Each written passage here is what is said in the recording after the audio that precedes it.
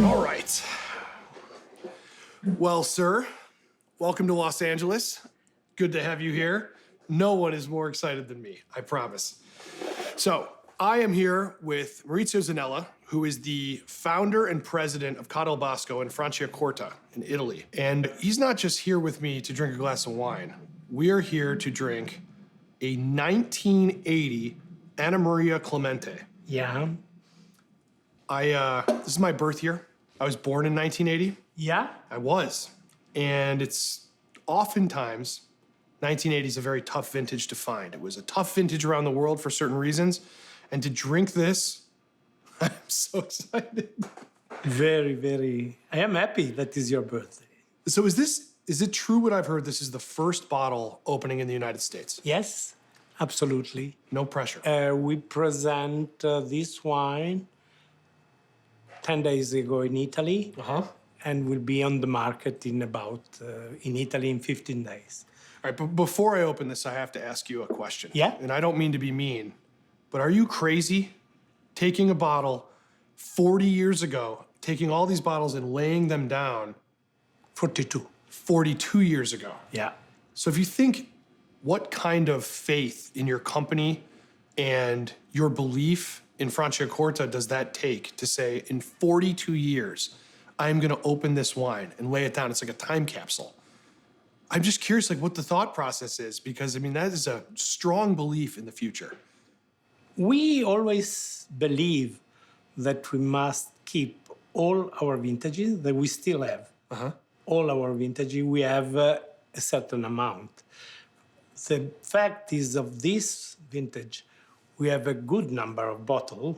So probably we was crazy enough to believe that all those bottles, they can survive after 43 years. So we was tasting yearly and say, now it's ready. No, we can wait.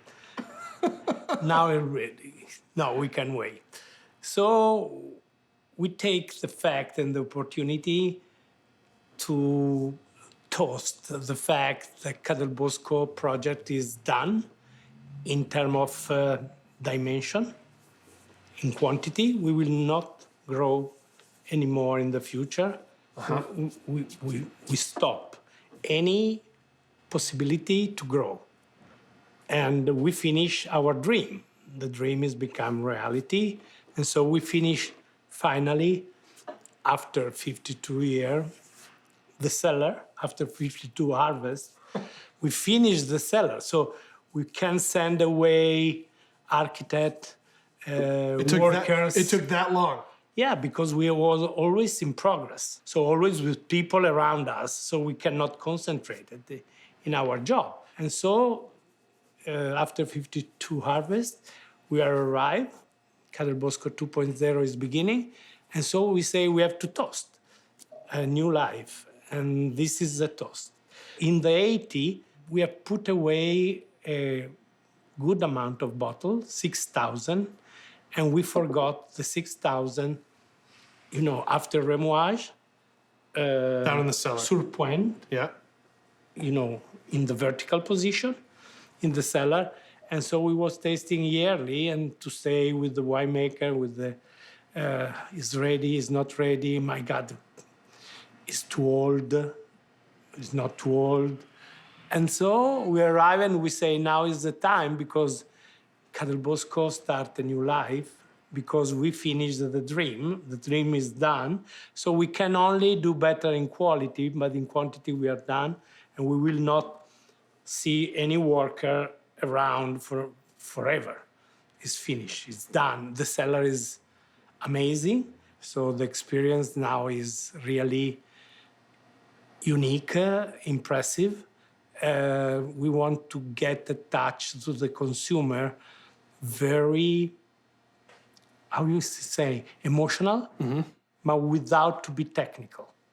We don't want to speak with the word of the wine that sometimes is too complex. Yeah. No, I certainly am familiar with that. I mean, wine is one of these things that when taken at its value is very easy to understand. And sometimes wine people overcomplicate it. Yeah, I mean, in my opinion, we have done a big mistake in the past 50 years because we are too passionate and we are a little bit crazy and we go too deep.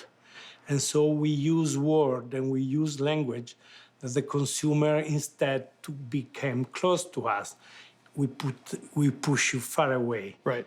And so, in my opinion, this has been a big mistake. So we try with the new seller to make everything easy to understand. So we have done a sensorial room where the people can have the sense of the eyes, of the nose, of the touch, on the hearing, not of the taste, because this is the last one that you will do testing the wine. Sure. But the other four, you can give an experience on wine, don't using wine word, Right. and use it just emotion. I love the idea of an Italian sitting next to me saying we were too passionate. This was a mistake. I think when it comes to a wine like this, the thought of it being the first one here opened in the States, which is a huge honor for me, but B, the fact that Which occasion that your birth? yeah, well, in my birth year, Yeah. and then the fact that we're talking about a wine that represents the next stage for your winery. And I would also say, look, Cato Bosco, I know a lot of people who will say that Cato Bosco is very important to Franciacorta as far as its foundation, what it means, the quality. It's an important thing. I'm not saying it's because you were here. Sommeliers and wine professionals talk about this winery in a very esteemed manner. This is a huge bet for you to make a wine like this. Can we open it? Can I open it? Sure. So you tried this every single year as it... We have away all the vintages from 79, but 79 are a quantity too small that we cannot put on the market. Uh-huh. And so we have all the vintages that we put on the market. If the quality, we know already that 81 will be not on the market and 82 will be on the market, for example. I'll pour you your wine first, of course. Thank you. So will be not something episodic, will be something consistently. Obviously, with the number of bottles very limited. Start with a small pour here. I can smell this wine already. You see already the color. Oh my God. Well, okay, so 40 years, and this sat on the lees for Yeah. 40 years. Yeah, 42. Are you, 42 years, are you aware of any other wine from a sparkling champenois method that has done this before? In a scale like you guys? That go on the market. 42 years. That go on the market for sale. No. There are no, I don't know. Probably they exist, but I don't know any sparkling wine in the world that is go on the market with this amount of year on the East. I don't know, but I believe is unique. I think so. So I just a full disclosure, I love old champagne. Like, I love it. I'll get in a stranger's car for old champagne. I am a big fan. And so when it comes to, you know, a lot of the things that I have filmed, I have geared it towards, we opened up a 69 Ruinart in a film that I directed. Smelling this, the second I smelled it, this brought me back to that moment where I know I'm opening up something incredibly special. I would love to blind taste somebody on this. What do you think this is? How old is this? Where did this come from? Because this smells both totally singular and of a quality that is outrageous. But the bubbles Are still alive. Oh my God, you guys, this wine is outrageous. This wine is really good. There's nobody would ever think this is 42 years old. The acid on this wine and the amount of effervescence, the amount of bubbles doesn't make a lot of sense for the age. I mean, it's clearly very well crafted wine. When you taste this, I know that you taste your own wine all the time. Yeah. But when you taste this, what do you taste? What do you smell? Well, I don't want to use word that, like we say before, Sure. they're too technical. You don't want to talk about like brioche and yeastiness and I am a little integralist now. Okay. Sorry about this. And I prefer to explain how the emotion should be in order to make pleasure, real and pure pleasure to who is drinking this wine. Describing it to me, you bet. I hope you feel proud of this For sure. because this is a huge It accomplishment. is like, I love champagne. Uh-huh. So you love champagne. Old style champagne. And for who like me have loved and still love the old way to think champagne that is a little bit lost. This is the proof that that kind of wine can be done and can be go on the market and give it its place. And honestly, now there are only one, probably two houses that they still try to go in this direction. But the fact that no one is arrived to get 42 years in the East, we are very proud. Yeah, you should be. I've had a lot of old champagne. I've had a lot more old champagne and good, truly great old champagne. You know, from some of the great houses, a lot of vintage stuff. This particular thing, the way and I know we don't want to talk in total wine terms here, Yeah. but the way, let's talk in a chemistry term. Yeah. The way the acid and the way the body Of the body balance. I have not had a wine like this from a champagne method at this age that tastes like this wine in my life. And I've had a lot. You know, I have no reason to lie to you. This is really special. I'm really, what does it cost? It's 19 euros a bottle, this wine? I have no idea I'm just kidding. how much. I'm just kidding. I think a wine like this, to sit down and go, we are going to wait 42 years to release a wine. Only the wine business can do this. You can't do this in film. No, You in- can't in do this in anything. cars. You can't do this in fashion. I always say that doesn't exist a product in the world that you think to build and you need 42 years. Doesn't exist anything. You can go on the moon and project a shuttle, and you take less than 40 years. So there is no product, even a high complicated watch, whatever you want. You can build in 3, 4, 5, 6 years, but nothing, a building, whatever you think, nothing in the world take 42 years to be ready. Yeah. Well, me, I guess. I took that much time. So tasting this, if you were going to start a wine again right now right now, and you're going to age it another 42 years, Yeah. what would you do differently than this wine? Well, was the second vintage of Annamaria, was the third vintage of Franciacorta. So This was the third vintage ever made in Franciacorta. in Cadel Bosco. In Cadel Bosco. In Cadel Bosco. Because the first vintage was 76.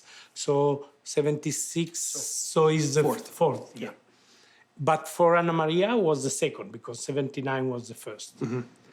And for what is became Annamaria, was not called Annamaria at the time.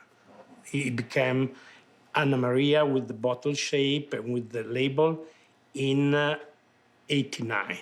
And what we will do differently. I just wondered, would you do A it? ton of things, but then when you taste this, you say, why we have done all these things? Yeah. Is appropriate what we have done in order to, so the fact that we pass from conventional to organic, give any advantage of quality? I don't think so. No, I am honest. I don't think so. We have choose these not for quality of the grape. We have choose these to be responsible with our terroir, with our land, in order to give back what we steal, okay, and to respect, and to be really sustainable, not just with the word, but that's the reason why we are organic.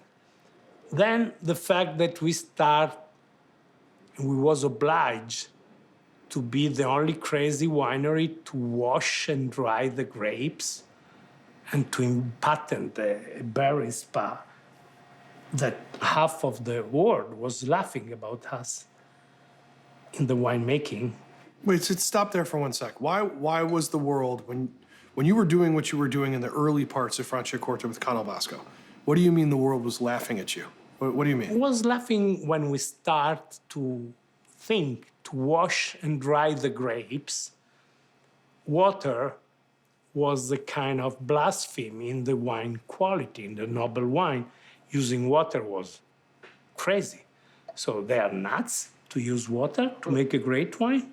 So the people was laughing, said they're stupid.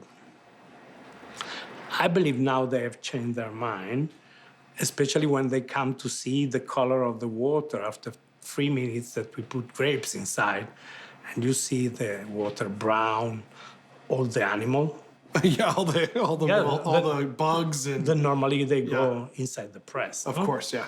And they don't add, I believe, a lot of quality. They have an animal taste, perhaps. Yeah, I don't taste any animals here. You know, but you see, so you think, why we have done all this, and we know why we have done, if we have already this kind of result. So we put in discussion what we have done in order to always anticipate the problem, so reduce sulfite. At the time, we was using a ton of sulfite.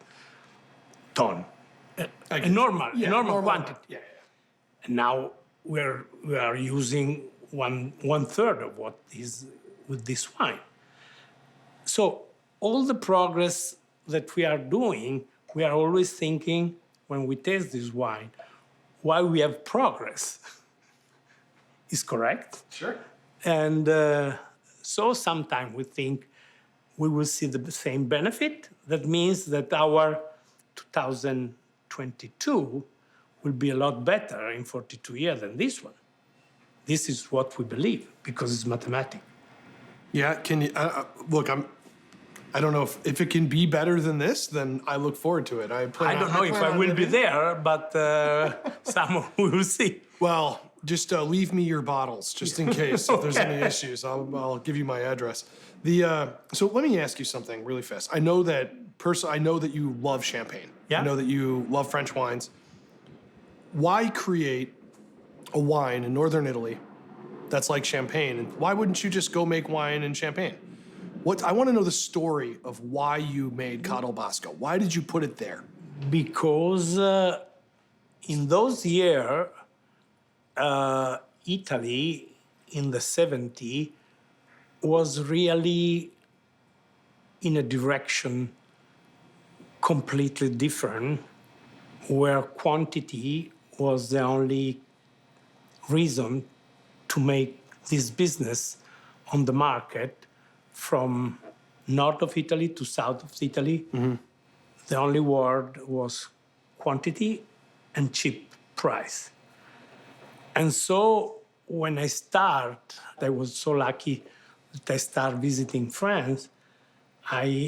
Not having a father or a grandfather doing this job, I was the advantage to have the mind very objective, clear, without any preconception. Nobody pushing you to go a certain to direction. go in a certain direction.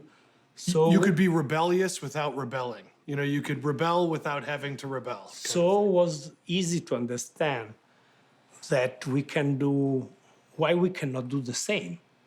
If they do, we can do, and we can do better.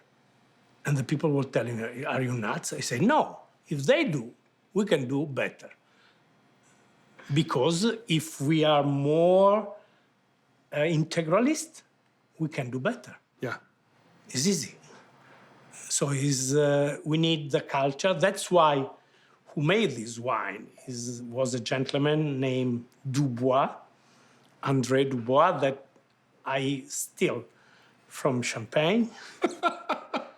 And he came to help me because at the time I was a kid.